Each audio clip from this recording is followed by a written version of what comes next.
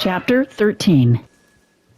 Lorena had stopped expecting ever to be surprised, least of all by a man, and then Jake Spoon walked in the door and surprised her. The surprise started the minute before he even spoke to her. Partly it was because he seemed to know her the minute he saw her. She had been sitting at a table expecting Dish Bogat to come back with another $2 he had borrowed somewhere. It was an expectation that brought her no pleasure. It was clear Dish expected something altogether different from what the $2 would buy him. That was why, in general, she preferred older men to younger ones. The older ones were more likely to be content with what they paid for. The younger ones almost always got in love with her and expected it to make a difference. It got so she never said a word to the young men, thinking that the less she said, the less they would expect. Of course, they went right on expecting, but at least it saved her having to talk. She could tell Dish Bogat was going to pester her as long as he could afford to, and when she heard boot heels and the jingle of spurs on the porch, she assumed it was him, coming back for a second round. Instead, Jake had walked in. Lippy gave a whoop and shook Jake's hand. Jake was polite and glad to see them, and took the trouble to ask their health and make a few jokes, but even before he had drunk the free drink, he had begun to make a difference in the way she felt. He had big muddy brown eyes and a neat mustache that turned down at the corners. But of course she had seen big eyes and mustaches before. What made the difference was that Jake was so at home and relaxed even after he saw her sitting there.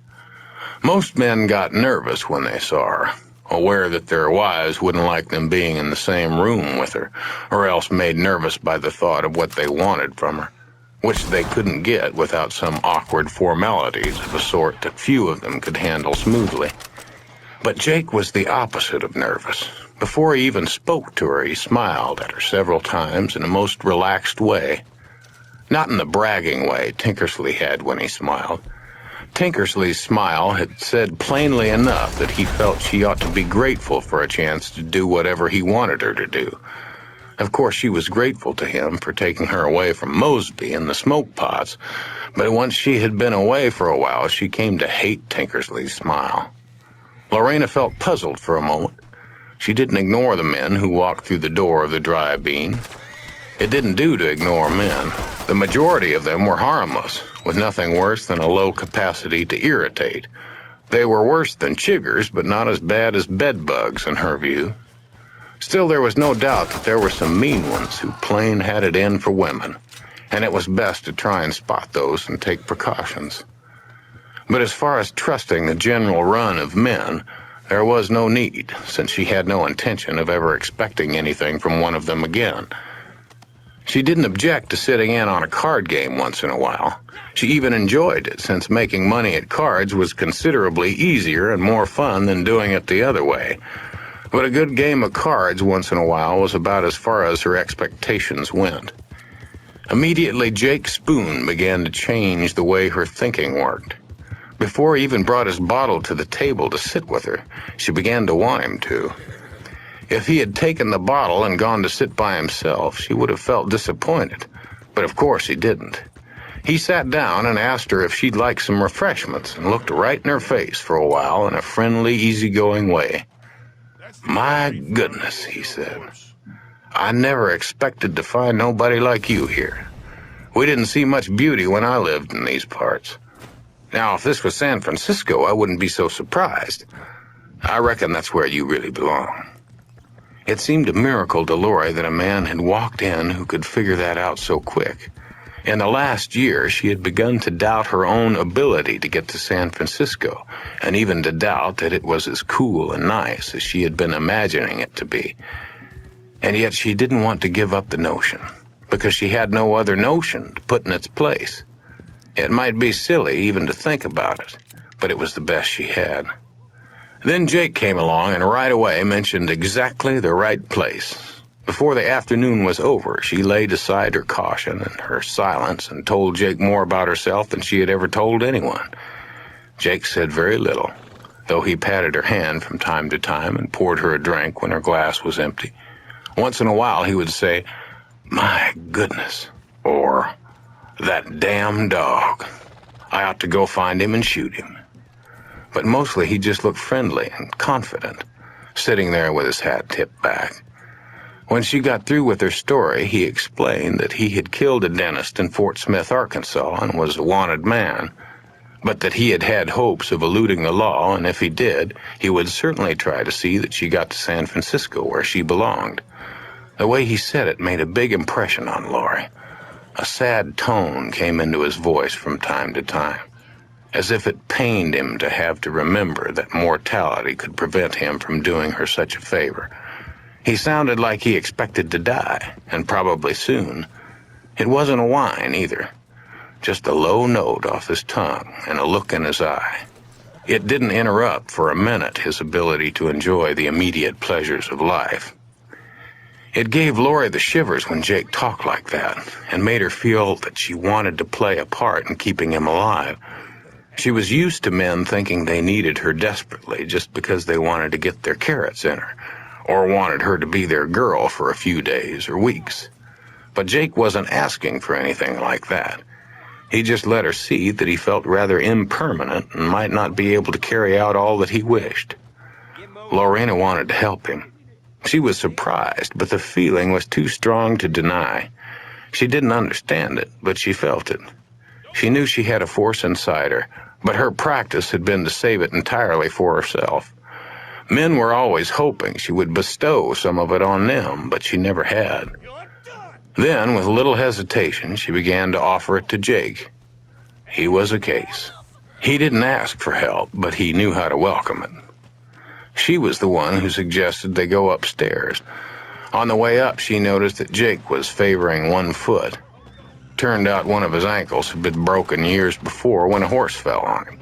The ankle was apt to swell if he had to ride hard for long stretches, as he had just done. She had helped him ease his boot off and got him some hot water and Epsom salts. After he had soaked his foot for a while, he looked amused, as if he had just thought of something pleasant. "You know, if there was a tub around here, I'd just have a bath and trim my mustache," he said. There was a wash tub sitting on the back porch. Lorena carried it up when she needed a bath and the 6 or 8 buckets of water it took to fill it. Lorena offered to get the wash tub since Jake had one boot off, but he wouldn't hear of it. He took the other boot off and limped down by himself and got the tub. Then he bribed Lippy to heat up some water. It took a while since the water had to be heated on a cook stove. "Why, Jake, you could buy a bath from the Mexican barber for 10 cents, Lippy pointed out. "That'd be true, but I prefer the company in this establishment," Jake said. Lorena thought that maybe he would want her to leave the room while he bathed, since so far he had treated her modestly, but he had nothing like that in mind. He latched her door so Lippy couldn't pop in and catch a glimpse of something it wasn't his business to see. "Lippy will eye the girls," Jake said. No news to Lorena. "I wished it was a bigger tub," he said. "We could have us a wash together." Lorena had never heard of such a thing. It surprised her how coolly Jake stripped off for his wash. Like all men who weren't pure gamblers, he was burned brown on his face, neck, and hands, and was fish white on the rest of his body. Most of her customers were brown to their collar and white below. The great majority of them were reluctant to show anything of their bodies, though it was bodies they had come to satisfy. Some wouldn't even unbuckle their belts. Lorena often made them wait while she undressed. If she didn't, whatever she was wearing got messed up. Also, she liked undressing in front of the men because it scared them. A few would get so scared that they had to back out of the whole business, though they always scrupulously paid her and apologized and made excuses. They came in thinking they wanted to persuade her out of her clothes, but when she matter-of-factly took them off, it often turned the tables. Gus was an exception, of course. He liked her naked and he liked her clothed. Seeing one body would remind him of other bodies. He would sit on the bed and scratch himself and talk about various aspects of women that only he would have had anything to say about. The varieties of bosoms, for example. Jake Spoon wasn't as talkative as Gus, but he was just as immodest. He sat happily in the tub until the water got cold. He even asked if she'd like to give him a haircut. She didn't mind trying, but quickly saw that she was making a mess of it and stopped with only a small portion of his curly black hair removed. Once he toweled himself off, he turned and led her to the bed. He stopped before he got there and looked as though he was going to offer her money. Lorena had wondered if he would, and when he stopped, she turned quickly so he could undo the long row of buttons down the back of her dress. She felt impatient, not for the act, but for Jake to go ahead and assume responsibility for her. She had never supposed that she would want such a thing from a man. But she was not bothered by the fact that she had changed her mind in the space of an hour, or that she was a little drunk when she changed it. She felt confident that Jake Spoon would get her out of Lonesome Dove, and she didn't intend to allow money to pass between them, or anything else that might cause him to leave without her. Jake immediately stepped over and helped her undo the buttons. It was plain she wasn't the first woman he had undressed, because he even knew how to unhook the dress at the neck, something most of her customers would never have thought of. "You've had this one a while, I reckon," he said, looking rather critically at the dress once he got it off her. That too surprised her, for no man had ever commented favorably or unfavorably upon her clothes, not even Tinkersley, who had given her money to buy the very dress Jake was holding, just a cheap cotton dress which was fraying at the collar. Lorena felt a touch of shame that a man would notice the fraying. She had often meant to make a new dress or two, that being the only way to get one in Lonesome Dove, but she was awkward with a needle and was still getting by on the dresses she had bought in San Antonio. In the months there, she had had several offers to go to San Antonio with men who would probably have bought her dresses, but she had always declined. San Antonio was in the wrong direction. She hadn't liked any of the men, and anyway, didn't really need new dresses, and she was attracting more business than she wanted just wearing the old ones. Jake's comment had been mildly made, but it threw Lorena slightly off. She realized he was a finicky man. She could not get away with being lazy about herself any longer. A man who noticed a frayed collar with a near-naked woman standing right in front of him was a new kind of a man to Lorena. One who would soon notice other things, some perhaps more serious than a collar. She felt disheartened. Some glow had seeped from the moment. Probably he had already been to San Francisco and seen finer women than her. Perhaps when it came time to leave, he wouldn't want to bother with someone so ill-dressed. Perhaps the surprise that had walked into her life would simply walk back out of it. Her sinking confidence was only momentary. Jake put the dress aside and watched her draw her shift off over her head, and he sat beside her when she lay down. He was perfectly at ease. "Well, Lori, you take the prize," he said. "I had not a hope of being this lucky when I headed back here. You're as fine as flowers." When he began to stroke her, she noticed that his hands were like a woman's, his fingers small and his fingernails clean. Tinkersley had had clean fingernails, but Jake wasn't arrogant like Tinkersley, and he gave the impression of having nothing but time. Most men crawled on top of her at once, but Jake just sat on the bed, smiling at her. And when he smiled, her confidence returned. With most men, there was a moment when they moved their eyes away, but Jake kept looking at her right in the eye. He looked at her so long that she began to feel shy. She felt more naked than she had ever felt, but when he bent to kiss her, she flinched. She did not like kissing, but Jake merely grinned when she flinched, as if her shyness was funny. His breath was as clean as his hands. Many a sour breath had roughed her hair and affronted her nostrils, but Jake's was neither rank nor sour. It had a clean, cedary flavor to it. When it was over, Jake took a nap, and instead of getting up and dressing, Lori lay with him, thinking. She thought of San Francisco, and just thinking about it made her think that she could do anything. She didn't even feel like moving to wipe the sheets. Let them be. She would be going soon. When Jake woke, he looked at her and grinned. His hand, warm now, went right back to work. "If I ain't careful, I'm apt to sprout up again," he said. Lorena wanted to ask him why his breath smelled like cedar, but she didn't know if she ought, since he had just come to town. But then she asked him, a little shocked at hearing her own voice make the question. Why, I passed a cedar grove and cut myself some toothpicks, Jake said. There's nothing that sweetens the breath like a cedar toothpick unless it's mint.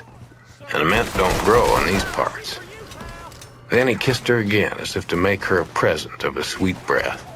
Between kisses, he talked to her about San Francisco and what might be the best route to take, even after he slid between her legs again and made the old bed spring whine and the sorry mattress crackle. He kept talking a little. When he finally got up and stretched and suggested they go downstairs, Lorena felt more cheerful than she had for years. Xavier and Lippy, who were used to her long sulks, hardly knew what to think. Neither did Dish Bogat, who happened to walk in. Dish sat down and drank a bottle of whiskey before anybody noticed. Then he got to singing, and everybody laughed at him. Lorena laughed as loud as Lippy, whose lip waved like a flag when he was amused. Only later, when Jake left to ride south with Captain Call, did Lorena feel impatient. She wanted Jake to come back. The time with him had been so relaxed it almost seemed like a wakeful dream of some kind. She wanted to have the dream again. That night, when a skinny cowboy named Jasper Fant came in from the river and approached her, Lori just stared at him silently until he got embarrassed and backed off, never having actually said a word. Staring was all she had to do. Jasper consulted with Lippy, and by the end of the week, all the cowboys along the river knew that the only sporting woman in Lonesome Dove had abruptly given up the sport.